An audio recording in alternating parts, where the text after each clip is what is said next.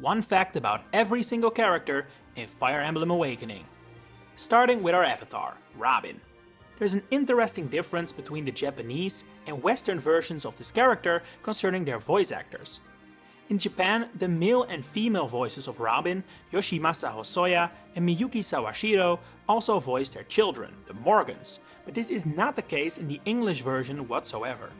It's an odd little change when you think about it, because it just saves on extra voice actors, while it would still be quite believable for parent and child to have similar voices.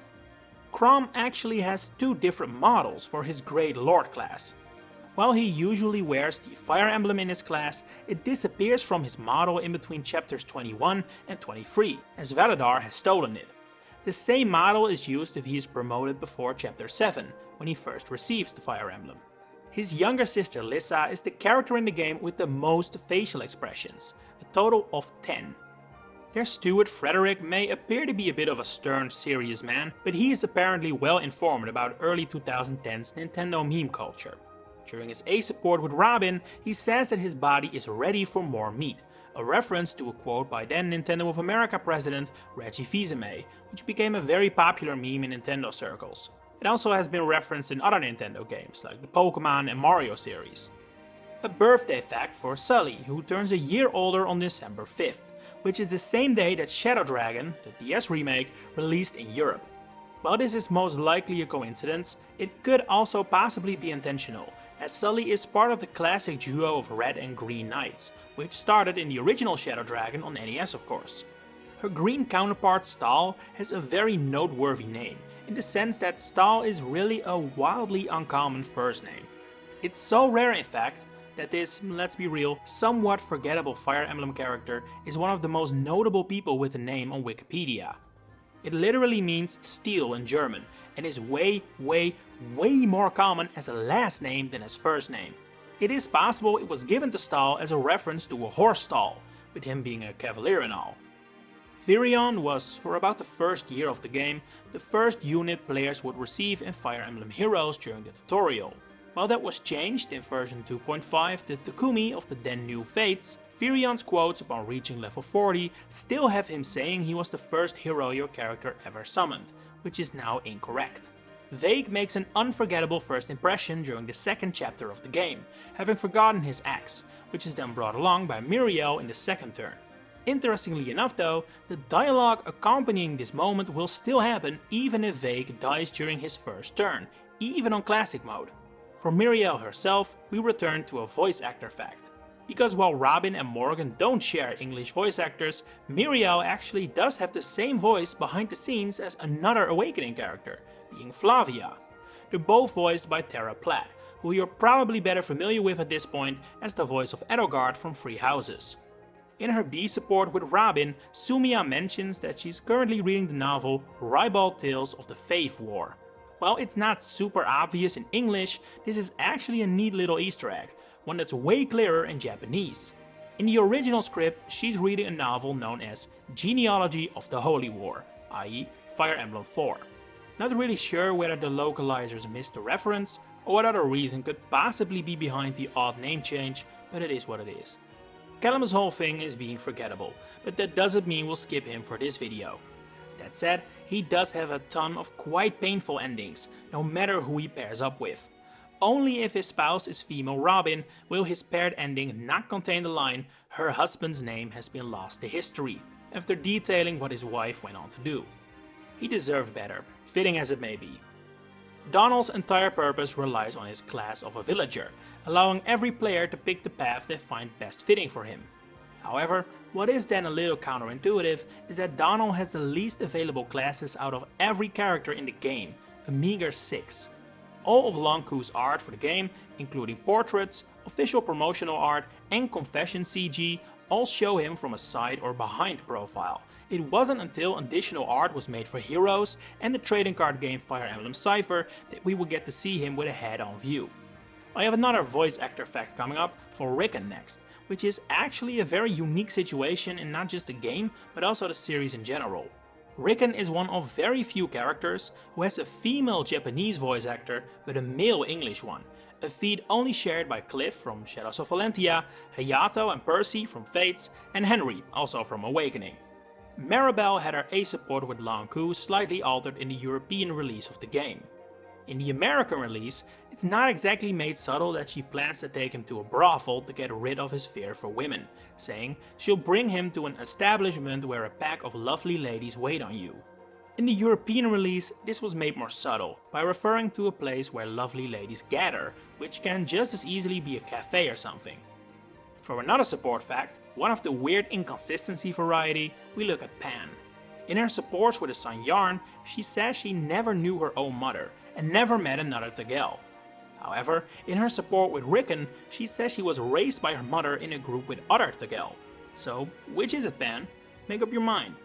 While several characters from Awakening would end up making appearances of varying degrees in Tokyo Mirage sessions, Gaius actually does not, despite being one of the most popular male characters in the game. He is however referenced in the game, as the company Gaius Pictures bears his name. The logo of the company features his trademark red bear lollipop.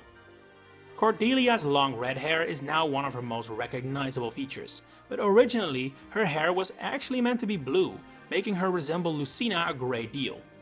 Now, this could potentially mean a ton of things, ranging from being supposed to be her canon mother, from a time the game didn't have the pairing mechanic, to being a reference to Katria, who has a very similar dynamic with Marth as Cordelia has with Chrom. Either way, it was changed, and I'd say it was for the better.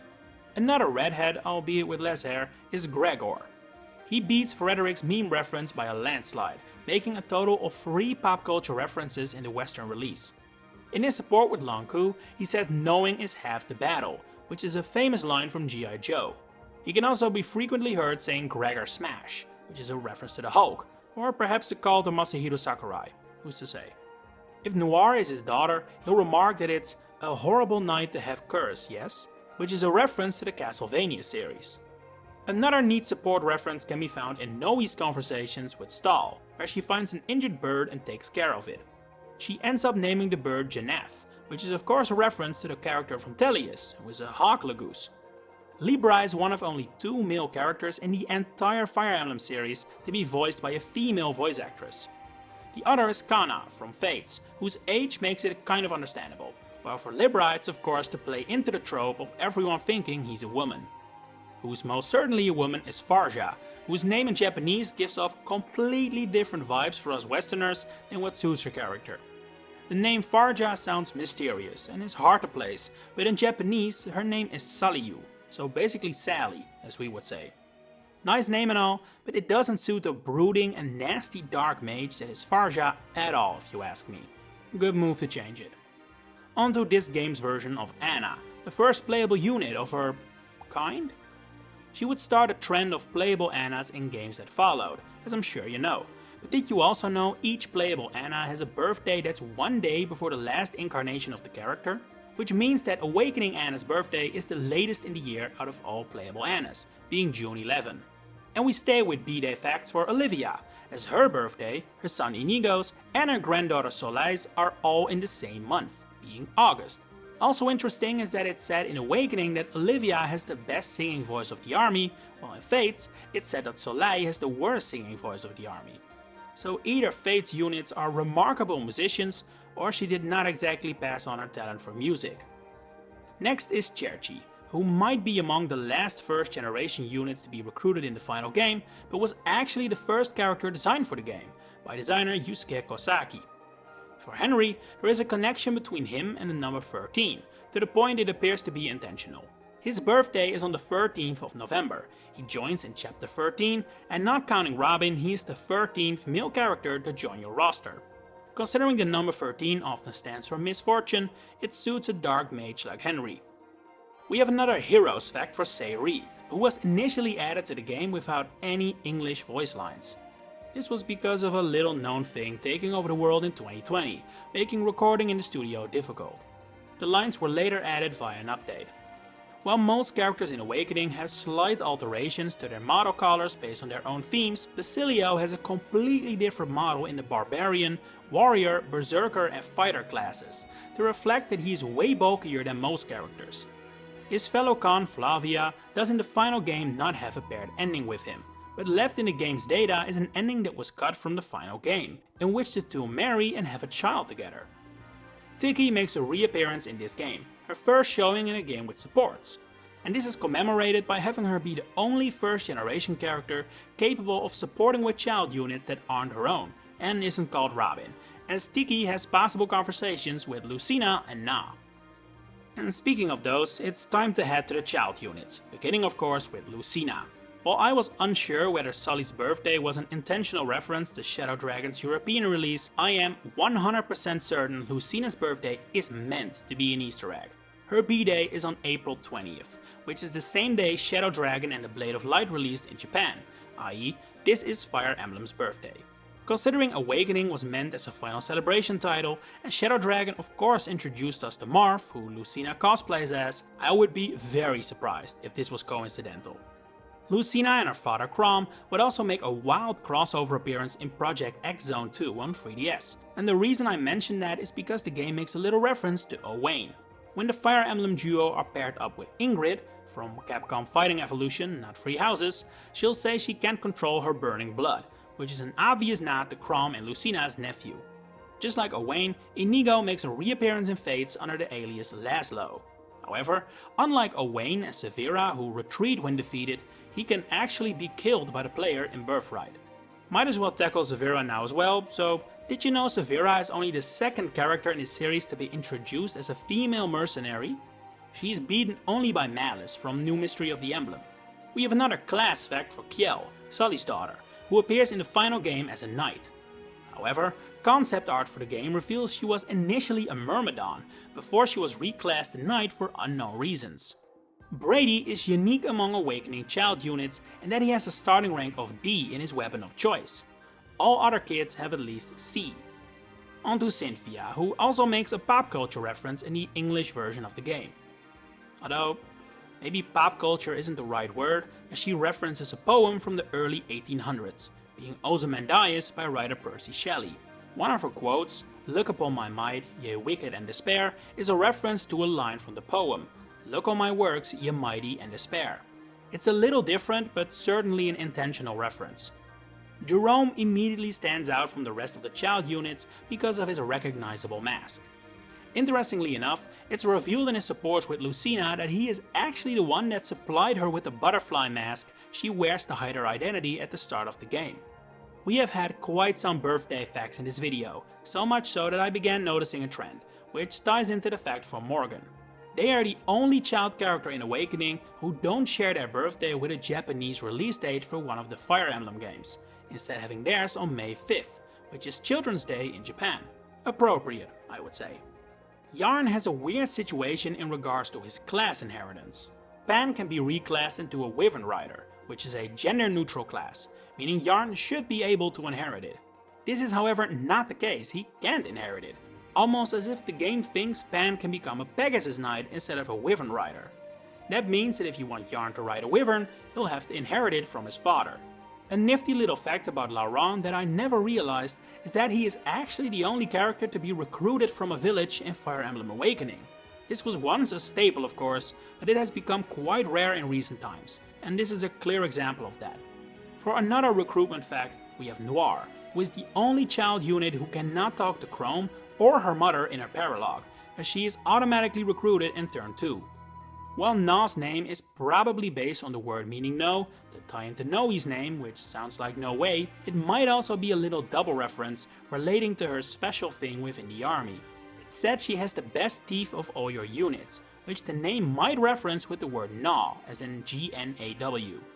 And while that is all playable characters from the main game, I also want to take a look at the many side characters of Awakening, starting with the ones you can recruit through Spot Pass.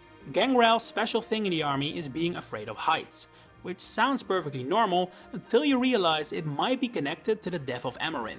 Whether he decided to execute her that way exactly because he is afraid of it, or maybe it sparked it in him, we don't know, but it's interesting nonetheless. And next is Amarin herself, who really shouldn't be playable, but what can you do? During her appearances on the battlefield, both as NPC and later as a recruitable unit, she comes with the two skills Magic +2 and Focus, which are skills that can only be learned by the Mage class. However, this class is unavailable for Amarin, making you wonder how she managed to get her hands on them. Almost all depictions of Walhart feature him with a prominent cape. It's in his official artwork and his map sprite, for example, but his actual in-game model as a conqueror actually doesn't have it, which is odd. Onto Yenfei, the only spot pass boss that makes sense, seeing as he is from a different universe and came here through the Outrealms. To reflect this, he is the only recruitable boss that has different death quotes as a playable character compared to as a boss. All other playable boss characters share their quotes. An additional piece of background lore was added to Aversa's story in the Western localization. In the original Japanese script, it is never explained why Faladar decided to brainwash her specifically, but in the English script, it said it is because she has a natural talent for dark magic. And then we have Priam, whose Japanese name contains a cool little reference. It's Paris, as in the French capital, which was Ike's original name during the concept stages of Path of Radiance. And finally, we have a random assortment of fun facts about some non-playable characters of the game. Veladar of course had to feature here as the main antagonist of the game, but did you know his name is actually different in most European localizations? In French, Italian, German and Spanish, his name is Valdar, with double L and without the I. Whether intentional or coincidental, he shares this fact with his son or daughter Robin, whose name is Darayan in these languages. Fila unfortunately meets her end quite early in Awakening's story, but a critical hit cut in of her remains in the game files, possibly suggesting she was meant to be playable at one point. Grima is another character who later makes a reappearance post-Awakening, in Shadows of Valentia in his case, a game which adds a ton of super cool backstory to his character. What is however a bit strange is that, in Awakening, when he dies he leaves behind a skeleton, while in Shadows of Valentia he merely fades away. No clue why that may be, it might just be a simple oversight.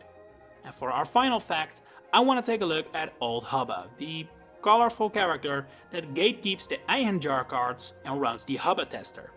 What absolutely blew my mind is that this character is entirely created in the localization. In the original Japanese version, Old Hubba has no name and basically no personality. He is completely nondescript and without any form of colorful language. I genuinely would have never guessed it, but it's completely true. And that has been one fact about every character in Fire Emblem Awakening. If you enjoyed this video, please consider giving it a like and subscribe to the channel to stay up to date on all my future Fire Emblem content coming up. For now, thanks for watching and enjoy the rest of your day.